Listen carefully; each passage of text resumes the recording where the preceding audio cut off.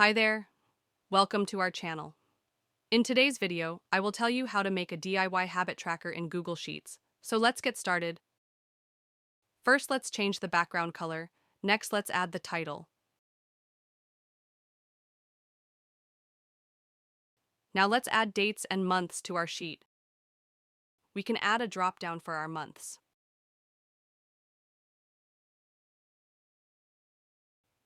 Now let's add a formula for today's date. I like to set up goals for my habit tracker. We can resize the selective rows to the same size.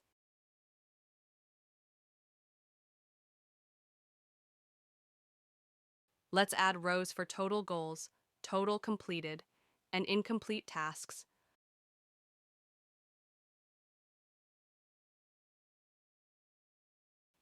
Now let's add checkboxes. You can also add more things into it. And that's how you can make a DIY habit tracker in Google Sheets. That's it for today's video. I hope you liked it. If you have any questions, please comment down below us and do subscribe to our channel. Thank you.